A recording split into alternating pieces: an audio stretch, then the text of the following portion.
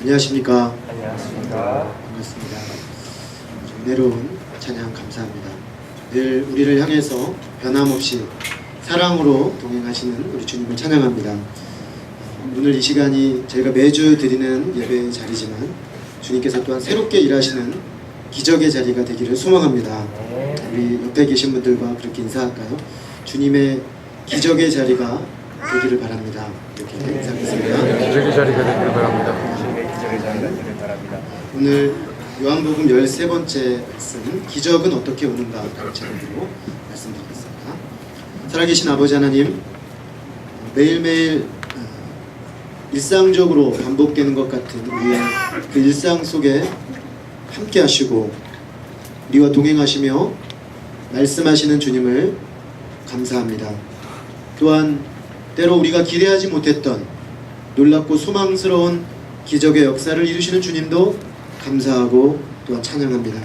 하나님, 이 시간 이 예배의 자리가 주님의 임재 가운데 주님을 만나고 우리의 죄악을 씻고 주 앞에 새로워지는 그런 자리가 되기를 소망합니다. 주님께서 우리에게 말씀해 주시는 그 말씀 앞에 반응하는 자리가 되기를 원하며 당신의 말씀으로 말미암아 다시금 우리의 삶에 당신이 원하시는 생명의 열매가 나타나는 그 출발점이 되기를 간절히 소망합니다. 주의 성령으로 임하여 주시고 함께 하심으로 각 분 가운데 친히 말씀해 주시기를 기도합니다. 예수 그리스도 이름으로 기도했습니다. 아멘. 우리의 삶에는 소중한 일상들이 있습니다. 우리는 매일매일 평범하게 반복되는 일상들을 귀하게 여겨야 됩니다. 저는 신앙생활을 하면 할수록 이 매일의 일상 속에 하나님의 많은 비밀들, 은혜들이 숨겨져 있구나 하는 것을 발견할 때가 많습니다.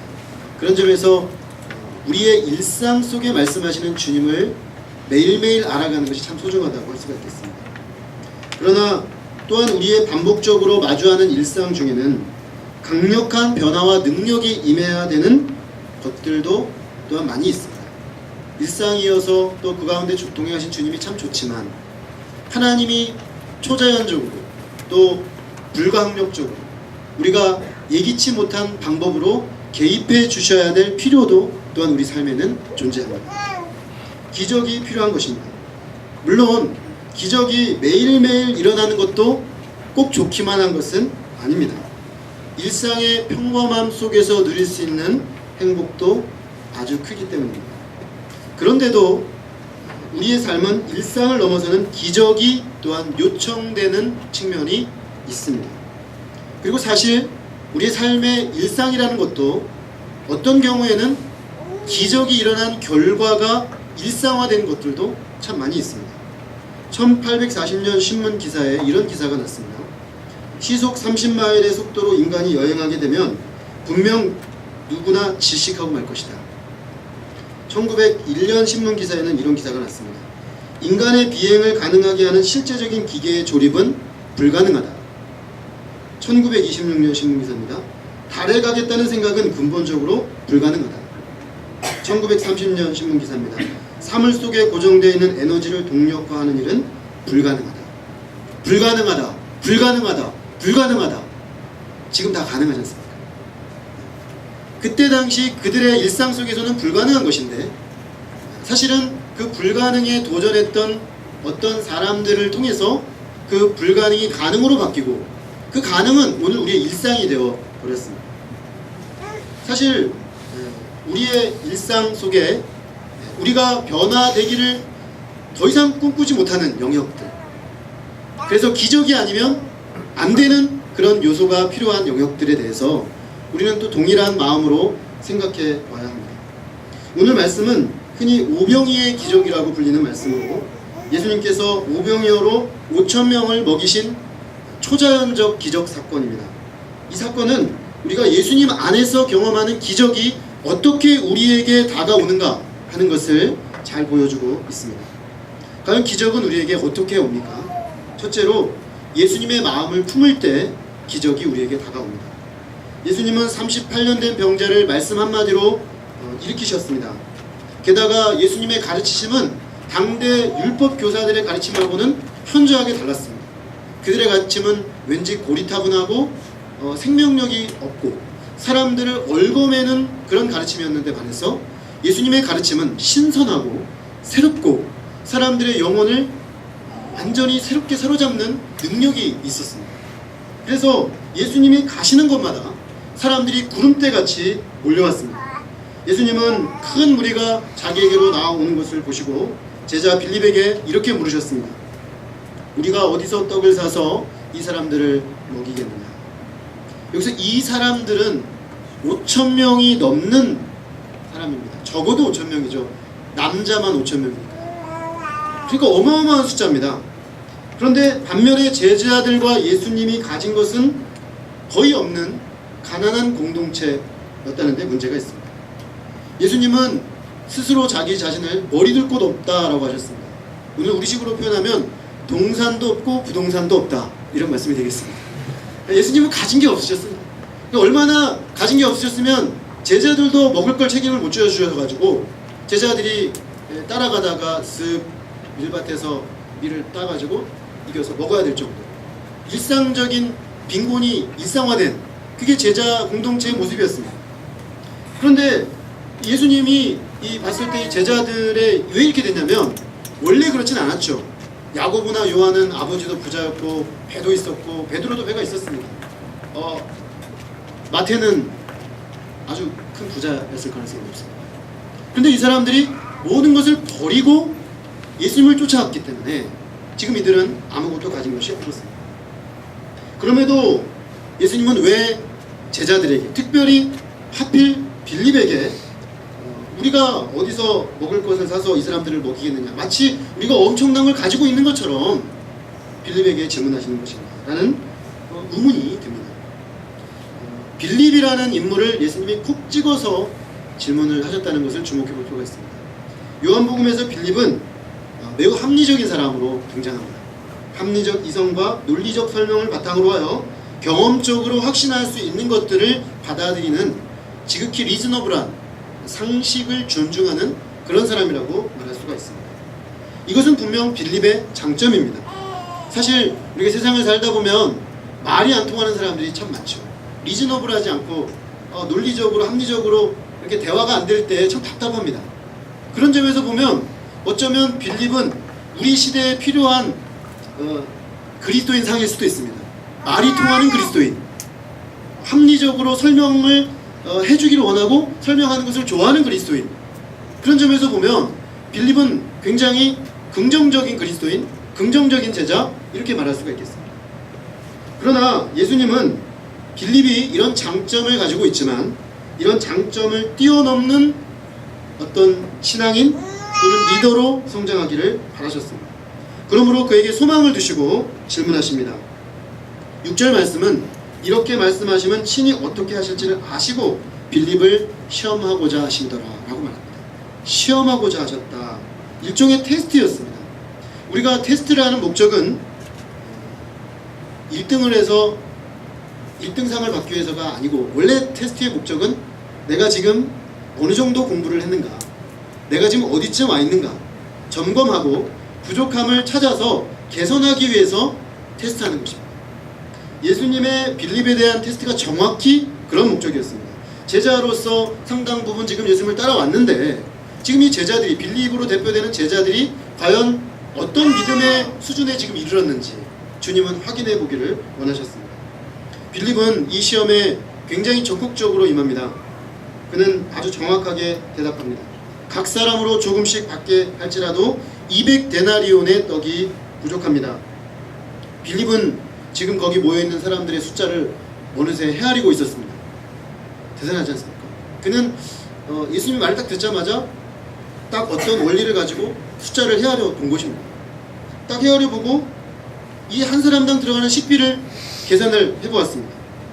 그리고 딱 바로 대답이 나오는데 정확하게 계산하고 보니 200데나리온, 오늘 우리 식으로 계산하면 데나리온이 일꾼 하루 품삯이니까 200일치 품삯입니다. 일일 일용 노동자가 한 10만원 받는다고 치면 약 2천만원가량 되는 돈입니다. 지금 이 빌립의 대답은 2천만원 정도의 돈이 필요한데 우리는 가진 게 없으니 이게 지금 되겠느냐라는 결론이 날 수밖에 없습니다. 당장 한 끼니의 식사를 걱정해야 될 예수님과 제자 공동체에게 이건 임파서블입니다. 불가능합니다. 이런 대답이나 다름이 없습니다. 빌립의 대답은 아주 군더더기 없는 깔끔한 대답입니다. 그러나 시험을 출제하신 예수님의 입장에서 보면 그의 답은 문제가 있습니다. 왜냐하면 시험을 풀 때 가장 중요한 출제자의 의도를 놓쳤기 때문입니다. 출제자가 그 문제를 출제한 의도를 읽고 답할 때 그 답이 가장 적절하고 정확한 답이 될 수가 있겠습니다. 그런데 그는 예수님이 왜 이런 질문을 했는지, 예수님이 제자 공동체가 아무것도 없다는 것도 알고 계셨고 이 무리가 매우 많다는 것도 알고 계셨음에도 불구하고 왜 이런 질문을 던졌는지 생각해 보질 않았습니다. 예수님이 이 말씀을 하신 의도가 무엇입니까? 예수님은 그들을 먹이고 싶으셨습니다. 지금 이 5,000명이나 되는 무리들을 먹이고 싶은 마음을 가지고 계셨습니다. 먹이고 싶기 때문에 그런 질문을 던진 것입니다. 그럼 왜 그들을 그토록 먹이고 싶으셨을까? 요한복음에는 예수님이 그 먹이신 의도를 그렇게 부각을 시키고 있지 않지만 공간복음서에 보면은 예수님이 그 사람들을 먹이고 싶으셨던 의도를 아주 분명하게 말하고 있습니다. 예수님은 큰 무리를 보시고 그 목자 없는 양 같음으로 인해서 불쌍히 여기셨다라고 했습니다. 예수님은 지금 이 사람들이 불쌍했습니다. 여기서 불쌍하다는 말은 가슴이 찢어질 정도로 아프다는 말입니다. 그들을 볼 때 주님은 가슴이 찢어질 정도로 아프셔서 본인의 공동체가 아무것도 가진 것이 없지만은 어쨌든 이들에게 한 끼 식사는 먹여서 보내고 싶으셨습니다. 사실 지금 예수님께 나온 이 무리들은 정치, 경제, 종교적으로 상당히 불쌍한 상황에 있었습니다. 정치적으로 보면 가짜 왕 헤롯의 수탈을 당하고 있었습니다. 헤롯은 유대인이라고 스스로 굳고 주장을 했지만 사실은 이두메, 곧 에돔 족속의 후예로서 이스라엘하고는 원수지간에 해당되는 위치에 있는 나라 사람입니다. 그는 이스라엘 백성의 복지에는 관심이 없습니다. 어떻게 로마와 좋은 관계를 맺어서 자기 정권을 유지하느냐, 여기에만 혈안이 되어 있는 사람입니다. 그러니 저 밑바닥의 백성들이 무슨 고통을 하는지, 어떤 지금 필요가 있는지 그게 들어올 리가 없는 것입니다. 이런 상황 속에서 백성들은 로마의 압제와 헤롯의 수탈이라는 이중고에 시달리는 상황이었습니다. 로마 제국주의 중심의 경제 질서 속에서 이들은 대부분 경제적 난민 수준으로 전락해서 떠도는 백성들이 되었습니다. 실제로 1세기 유대 사회, 종교, 정치, 사회를 연구한 학자들에 의하면 이때 예수님께 나왔던 이 사람들은 대부분 유민들이었다는 것입니다. 떠돌이들이었습니다. 예수님에게 절대적 기대를 갖지 않을 수 없는, 그래서 나중에 보면 떡을 먹자마자 예수님을 임금으로 삼으려고 할 정도로 굉장히 불안정한 상황이 있었다는 것입니다. 이들은 정치적으로 의지할 데도 없고 경제적으로도 굉장히 연약한 그런 상태에 있었습니다. 이런 상황에서 그래도 이런 영혼들을 위로해주고 영혼들에게 참된 소망을 제시해줄 수 있는 영적 지도자들이 있었다면 뭔가 소망이 있었을 텐데, 이 당시에 종교 지도자들은 율법주의와 형식주의 속에서 자기 이권만을 챙기는 탐욕적인 사람들이 되어 있었습니다. 그들은 그들의 배를 채우기 위해 종교를 이용하는 종교 장사꾼들에 불과했습니다. 이런 상황에서 육신적으로 목마르고 배고픈 이들이 영혼도 목마르고 배고픈 상태였습니다. 예수님은 영육간에 배고픈 그 시대, 당신에게서 희망을 발견하고 나오는 백성들을 불쌍히 여기셨습니다. 이들을 내가 한 끼 식사라도 먹여서 보내야겠다 라고 마음을 먹으셨습니다. 빌립은 마땅히 예수님이 이 말씀을 하시는 그 마음을 헤아리고 그 마음을 한번 품어보았어야 했습니다. 이 예수님의 마음을 헤아리지 못했기 때문에 그의 대답은 매우 정확한 현실 판단과 계산이 있었지만 참으로 냉랭합니다. 마태복음에 보면 제자들은 아예 보냅시다. 좀 보냅시다. 안 되는데 뭘 어떻게 하자고 지금 이런 얘기를 하시는 겁니까? 전혀 그 백성들의 지금 피로는 제자들에게 전혀 눈에 들어오지 않고 있었습니다. 우리는 예수님 시대와 비교한다는 것이, 절대적 비교를 한다는 것이 조금 딱 맞지는 않지만 우리 시대도 그 못지않은 어려운 시대를 살고 있다고 여겨집니다. 우리나라가 경제적으로 상당한 수준이 올라왔다고 하지만 누구나 인정하듯이 정치적으로는 상당한 후진국입니다. 그래서 백성들의 마음, 백성들의 입장에서 정말 우리의 마음을 헤아려 준다라고 여겨주는 지도자가 잘 보이지 않아서 사람들이 굉장히 답답해하고 고통받아 합니다. 경제적으로도 풍요가 우리에게 분명히 왔지만 풍요 속에 빈곤이라는 답답함 속에 있습니다. 그래서 한편으로는 경제 돌파구가 열리지 않아서 경제의 최일선에 있는 분들은 굉장한 답답함을 느낍니다. 그러나 또 한편으로는 전체적으로 우리가 부유해졌지만 그 부의 부요함을 같이 누리지 못하는 상당한 그 경제적 공공 상태에 있는 사람들의 어려움도 있습니다. 경제 문이 열리지도 않는 어려움, 또 한편으로는 분배가 좀 더 되어지지 않는 어떤 그 양쪽의 요구가 지금 강력하게 충돌하고 있는 그런 상황입니다. 영적으로도 우리를 실망시키는 영적 지도자들의 소식에 들을 때마다 낙심이 됩니다.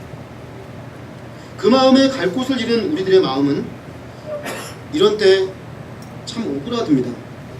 어디에도 내가 소망을 두고 따라갈 지도자가 보이지 않고, 어디에도 내가 소망을 두고 행진해 가야 될 내 인생의 방향이 보이지 않으니까 자연스럽게 우리는 어떤 생각이 드냐면 나밖에 없다, 우리 가족밖에 없다, 그냥 나나 잘 챙기고 우리 가족이나 잘 챙기자, 이런 생각으로 자꾸만 마음이 오그라드는 것입니다. 예수님을 믿고 따른다고 하면서도 현실을 보면 정말 나의 미래도 잘 보이지가 않고 우리 가족의 미래도 잘 보이지가 않고 우리 나라의 미래도 잘 보이지 않는데, 이런 현실 속에서 정말 내가 뭘 나눈다는 것 자체가 좀 사치스럽게 여겨지고, 뭔가 세상의 문제를 이야기한다는 것 자체가 너무 거추장스럽게 여겨지는 그런 시대에 우리는 살고 있습니다. 그래서 우리가 그렇게 되기를 원치 않지만 우리도 모르는 사이에 자꾸만 마음이 오그라들고 자기만을 생각하기가 참으로 쉽습니다. 이런 때 예수님의 기적을 경험하고 이 시대를 변화시키고 영육간에 고통당하는 사람들을 먹이는 사람들이 되기 위해서는 우리도 먼저 예수님의 마음을 품을 필요가 있습니다. 우리를 불쌍히 여기신 예수님, 목자 없는 양과 같은 무리들을 바라보시며 한 끼 먹이고 싶어 하셨던 그 예수님, 이 예수님의 마음에 동참하는 일에서부터 불가능을 가능하게 만들고 아무것도 없는데 5,000명을 먹이는 기적의 역사가 슬금슬금 움트기 시작하는 것입니다. 사실 진짜 기적은 냉랭한 우리 마음이 예수님의 마음으로 뜨거워지기 시작하는 데서부터 진짜 기적이 일어나는 것입니다. 우리의 마음이 주님의 마음처럼, 주님의 심장이 이식돼서 주님의 마음처럼 고통당하고 힘들어하고 헤매고 있는 영혼들을 향해 주님처럼 아파하는 심장으로 움직이기 시작하는 것, 그게 진짜 기적입니다. 사실 제가 한 번은 그 어메이징 그레이스라는 그 윌리엄 밀버포스를 다룬 영화를 본 적이 있습니다. 근데 밀버포스가 그 노예제도를 이제 폐지하는 법안을 제출하려고 하는데 이게 어렵죠. 왜냐하면은 당시 노예제도는 그 영국의 경제 시스템을 뒷받침하고 있는 강력한 먹고 사는 문제였습니다. 단순히 인권 이슈가 아니라 경제 이슈였기 때문에 기득권층이 강력하게 저항할 수밖에 없는 것입니다. 그래서 윌버포스가 50년을 넘게 자기 인생을 바쳐야 겨우 그 법안을 통과시킬 정도로 그 저항이 아주 컸습니다. 그건 충분히 이해가 됩니다. 왜냐하면 우리의 삶의 안정성이 깨뜨려지는데 누가 거기에 표를 던지겠습니까? 다 사람들은 안정을 원하는 것이고, 안정된 국가 경제를 무너뜨리는 요인이 된다고 하면 그것이 비록 옳은 거긴 하지만 그래도 유보해야 되지 않냐, 이런 생각이 있는 것입니다. 이런 사람들의 생각을 바꾸기 위해서 윌버포스가 썼던 그 방법이 저는 굉장히 인상적이었습니다. 그 귀족들을 하루는 초청을 했습니다. 큰 배에 음악, 아주 최고 음악이 계속 연주되는 가운데 귀족들을 초청을 해서 최고의 음식을 대접을 합니다. 사람들이 막 박자짓걸 하하하하 웃으면서 식사를 하고 기분이 한참 좋았습니다. 그런데 잠시 후에 윌버포스가 배를 한 대 몰고 그 옆으로 등장합니다. 근데 그 배가 점점 가까이 오면 올수록 찌르는 듯한 아주 악취가 풍겼습니다. 사람들이 다 코를 막고 이 잔치집 분위기를 망치는 저 윌버포스가 못마땅한 듯이 쳐다봅니다. 그 배는 노예 운반선이었어요. 그 악취는 노예들이 아프리카에서 이쪽 영국으로 넘어오는 내내 견뎌야 될 악취고, 그 악취의 가장 근본적인 원인은 사람들이 그 어려운 노예 운반선을 타고 오는 걸 견디지 못하고 중간에 죽어나가서 사실은 시체의 냄새가 나는 것이었어요. 시체. 윌버포스가 원했던 것은 사람들이 느끼기를 원했던 것입니다. 그저 경제 이슈로만 바라보는 그들에게 이것이 사람의 생명의 문제고, 사람이 살고 죽는 문제고, 영혼이 죽고 사는 문제라는 것을 느끼게 했던 것입니다. 그 썩어 들어가는 시체 냄새를 통해서 그들의 무뎌진 양심이 다시금 살아나서 죽어가는 영혼들을 향한 인간의 마음의 인간애를 회복시키려고 했던 것이죠. 그리고 그 자리에 초청받았던 일부 사람들이 그 윌버포스의 마음에 공감하기 시작합니다. 사실 그것이 기적의 시작이었습니다. 동일한 마음, 동일한 아픔, 동일한 고통을 느끼기 시작하자 그들의 문제를 나의 문제로 여기고 경제 문제를 넘어선 사람의 회복의 문제로 바라보기 시작했던 것입니다. 저는 이번에 그 바이블 캠프 지난주 3박 4일을 다녔는데 준비하면서도 그랬고 캠프 기간도 그랬고 참 은혜가 컸습니다. 참 은혜가 컸는데 저는 마음이 많이 슬펐어요. 마음이 굉장히 아팠습니다. 두 가지 점에서 그랬는데, 첫째는 우리 청년들이 너무 많이 상해 있는 거예요. 영혼들이 너무 상해 있어서, 아니 얘들이 제가 분명히 어떤 친구는 2년, 1년 지켜본 친구들인데 멀쩡했거든요. 제가 겉으로 봤을 때는 멀쩡한 친구들이었는데 속은 너무 상해서 그 고통이 너무 큰데 고통을 누구와 나누지도 못하고 꾹꾹 눌러놓고 20년, 30년 사는 거예요. 참 그게 너무 가슴이 아팠어요. 근데 이제 그게 가슴이 아프다가 나중에 제가 끝날 때쯤에 정말 더 깊이 마음이 아팠던 건, 저희가 첫 말씀으로 문둥병자 치유 말씀을 나눴는데 제가 그 말씀을 묵상하는 중에 내가 문둥병자 같구나라는 생각이 들었습니다. 문둥병은 고통을 느끼지 못하지 않습니까? 고통을 느끼지 못하기 때문에 눈이 떨어지고 코가 떨어지고 손이 떨어져 나가도 못 느낍니다. 마치 내가 영적 문둥병에 걸린 것이 아닌가. 저 영혼들의 고통의 소리가 나에게 들리지 않았다는 그 사실이 너무나 가슴이 아팠어요.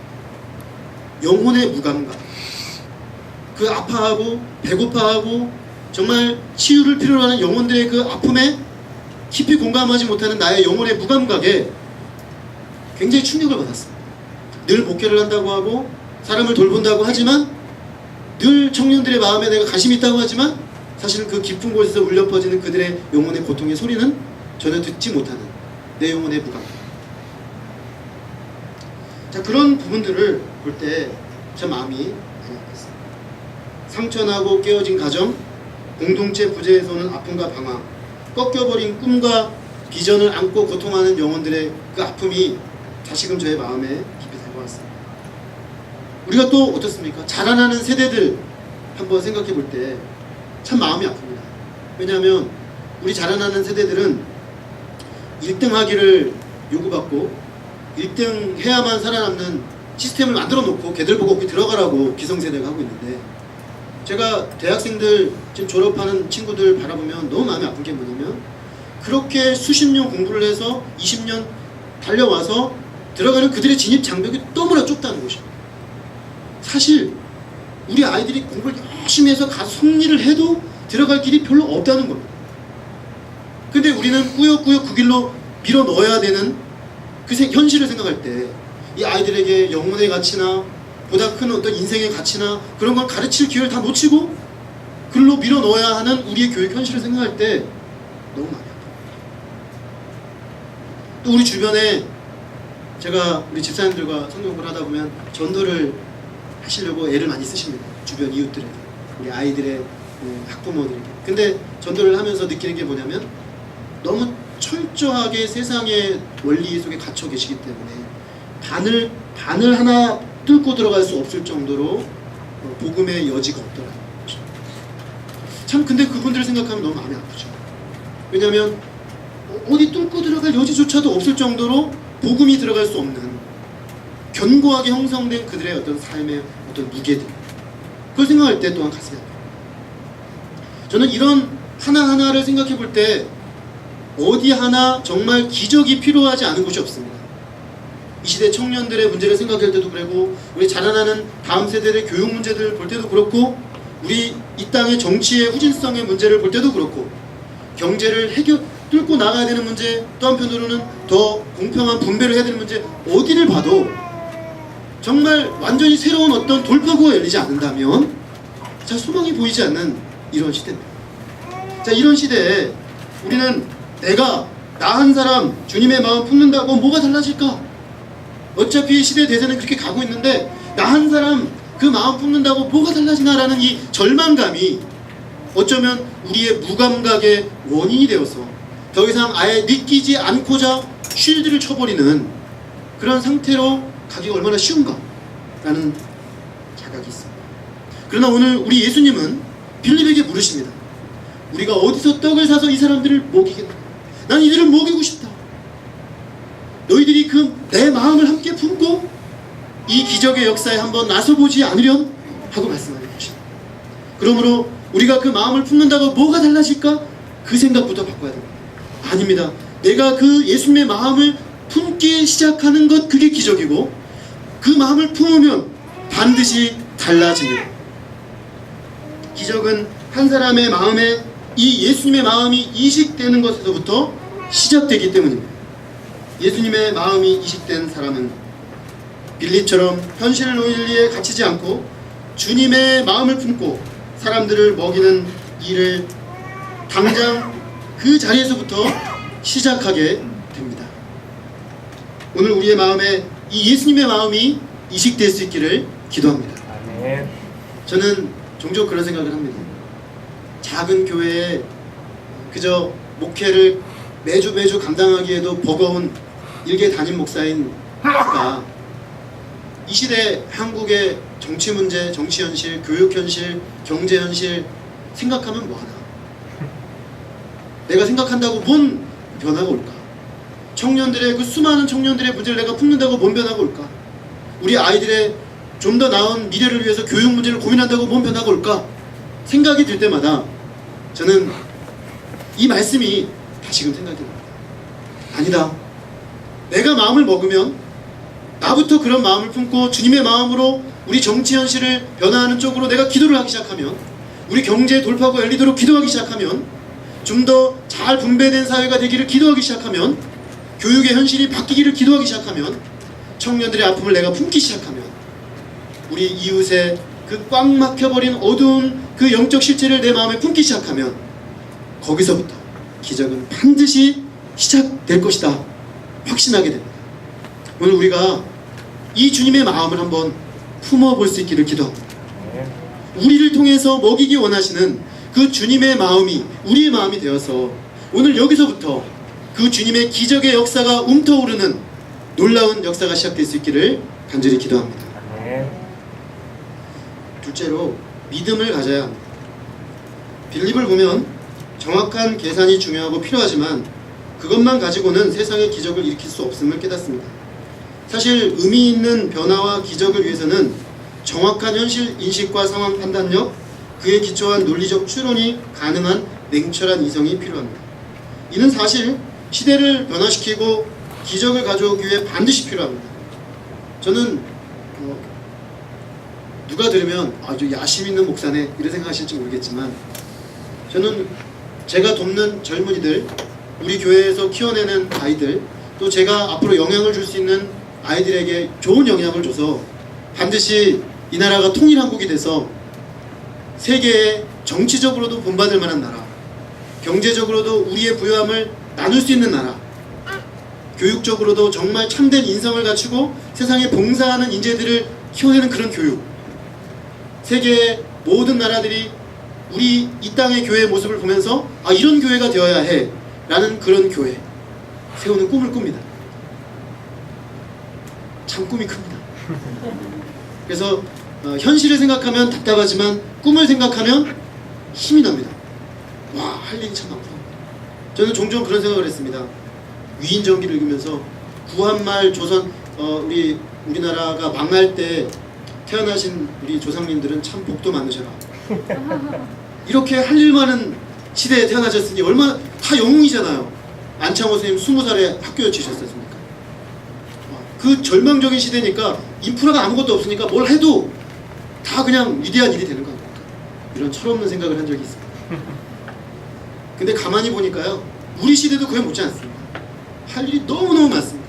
얼마나 좋습니까? 아, 정말 할 일이 많기 때문에 우리 시대의 우리의 사명도 그에 못지 않다라는 생각을 합니다. 그런데 함부로 달려들 수는 없습니다. 깊은 분석을 해야 되고 정확한 진단을 해야 되고 어느 포인트로 우리가 공략을 해야 되는지 잡아나가요.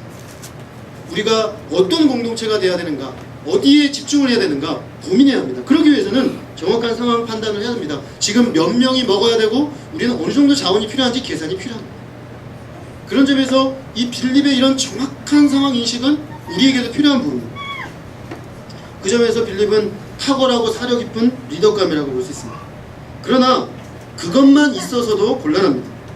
결국에는 빌립처럼 현실과 상황만 얘기하다가는 불가능한 것만 나야라는 나약한 지성인이 되고 말 것이기 때문입니다. 말로는 온 세상을 다 변화시킬 수 있지만 실제로는 아무런 변화도 이끌어낼 수 없는 그런 사람이 되고 있습니다. 이런 한계를 뛰어넘기 위해서는 인간적 수단을 끌어다가 쓰는 인간적 계산의 세계를 뛰어넘어야 합니다. 믿음의 세계로 들어가야 하는 것입니다. 믿음의 세계로 들어간다는 것은 우리가 흔히 생각하듯이 모든 합리적 이성과 논리를 배제하고 눈 감고 저 위로 하늘로 점프하는 것이 아닙니다. 오히려 우리의 모든 계산을 하되 우리 예수님을 계산에 집어넣는 것입니다. 잠언에도 보면 마음의 경영은 사람에게 있으나 일의 응답은 여호와께로 말미암느니라 라는 말씀이 있습니다. 경영을 하라는 얘기입니다. 계산을 하라는 말입니다. 그러나 그 모든 일의 응답은 하나님께로부터 오고 이 모든 계산 속에 진정한 문제 해결자신 예수 그리스도가 들어있어야 한다는 것입니다. 그것이 바로 믿음입니다.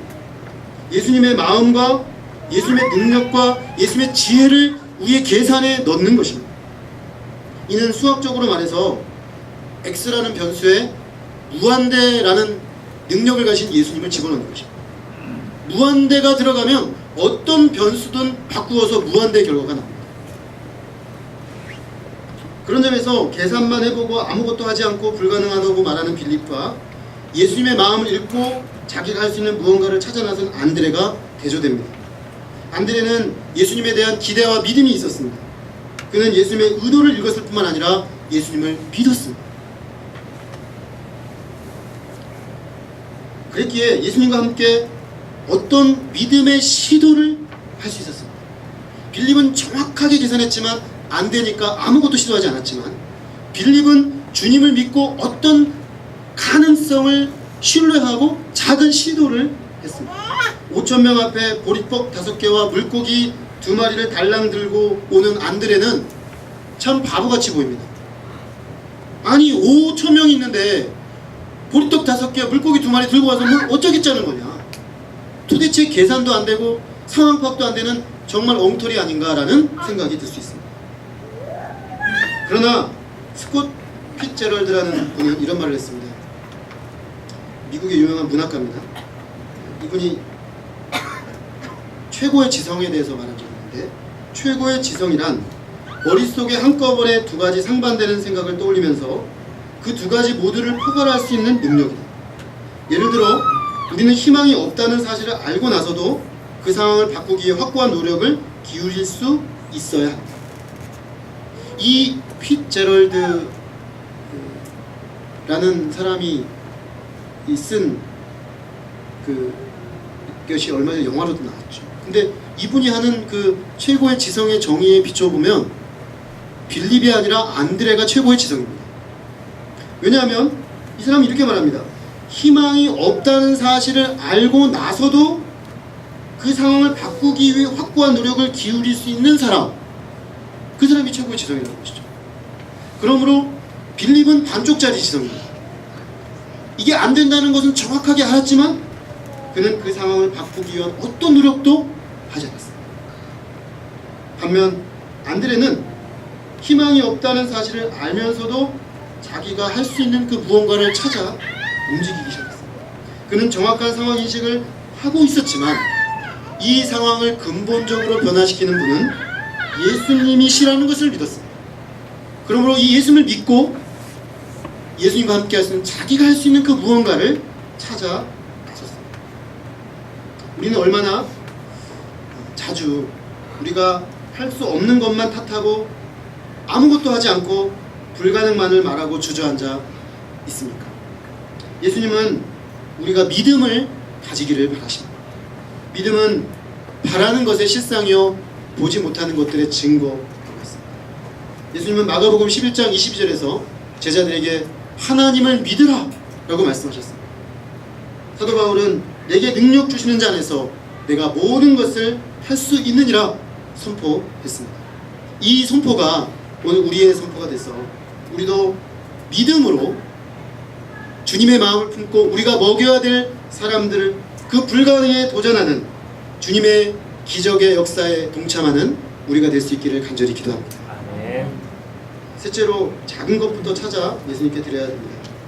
로저 마틴이라는 사람은 뛰어난 리더들을 관찰해보고 한 가지 중요한 결론을 얻게 되었습니다. 뛰어난 리더들에게는 한 가지 중요한 공통점이 있는데 그것은 바로 통합적 사고력의 소유자들이었다는 것입니다. 통합적